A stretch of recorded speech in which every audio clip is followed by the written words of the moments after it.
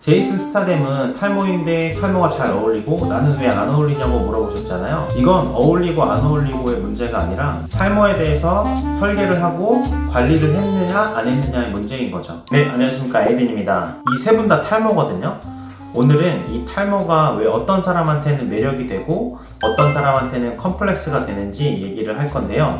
후반에 나오는 얘기가 사실 오늘의 핵심입니다. 저한테 상담 오시는 분들 중에 가끔 이런 말씀을 하시는 분들이 있어요. 제이슨 스타뎀은 탈모인데 왜 저는 이게 안 어울리죠? 이런 질문을 하시는데 오늘은 그 질문에 답을 해드리려고 이 영상을 만들었습니다. 탈모가 컴플렉스가 되는 순간이 언제냐면 바로 관리가 안 된 것처럼 보일 때예요. 탈모 자체가 문제는 아니라고 봐요. 근데 탈모인데 아무것도 안 한 것처럼 보이는 게 사실 문제겠죠. 제이슨 스타뎀이 멋있어 보이는 건 탈모가 있어서가 아니라 그 상태를 자기 것으로 만들었기 때문인데요.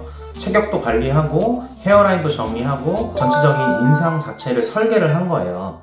탈모가 그 사람의 이미지의 일부가 돼버린 거죠. 반대로 탈모가 있는데 헤어라인은 불규칙하고 어떤 부분은 남아있고 어떤 부분은 비어있는 이런 애매한 상태, 이게 컴플렉스로 느껴지는 거예요. 탈모 때문이 아니라 정리가 안 된 것처럼 보이기 때문인 거죠. 자, 이게 무슨 얘기인지 좀 더 구체적으로 보여드릴게요. 이 두 분은 같은 분인데요. 왼쪽은 탈모가 진행 중인 상태 그대로고 오른쪽은 SMP로 헤어라인을 정리한 상태예요. 머리카락 자체가 많아진 게 아니에요. 근데 인상이 달라 보이죠? 왜냐면 오른쪽은 의도적으로 이제 설계를 한 상태거든요. 헤어라인이 정리가 되면 얼굴에 프레임이 생기고, 프레임이 생기다 보면 인상이 훨씬 좀 또렷해 보이거든요. 멋있어 보이는 탈모인과 그렇지 않은 탈모인의 차이가 여기에 있는 거예요. 탈모의 유무가 아니라 관리의 유무가 돼버린 거죠. 근데 이게 사실 외모의 문제로만 끝나는 게 아니거든요. 사실 자신감에 대한 이야기를 안 할 수가 없는데 외모에 자신감이 생기면 벌써 이 태도부터 달라지거든요. 이게 실제로 겪어보시면 인생에 있어서 엄청 큰 차이가 생기거든요. 저희한테 시술을 받은 다음에 몇 달이 지나서 연락하시는 분들이 계시거든요. 결과가 잘 됐다 이런 얘기를 하려고 연락 주시는 게 아니라 본인의 달라진 일상에 대해서 얘기해 주시는 경우가 되게 많아요.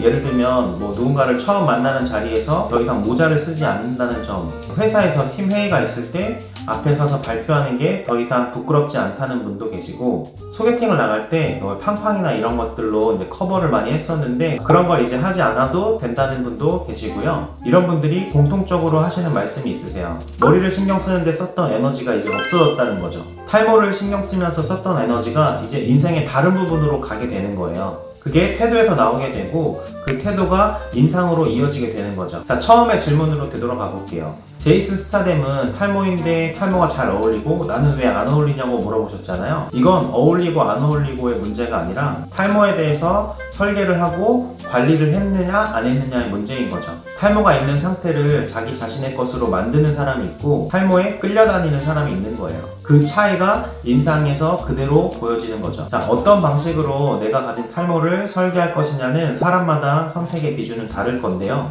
지금 상태에서 나한테 뭐가 맞는지 도움을 받고 싶으신 분들은 설명란 링크가 있으니까 상담을 한번 해보세요. 다음 영상에서는 두피문신을 갖기 전에 반드시 확인해야 될 것들에서 알려드릴 건데요. 이 내용들을 모르고 결정하면 나중에 후회하실 수 있으니까 꼭 다음 영상도 확인해 주시기 바라겠습니다.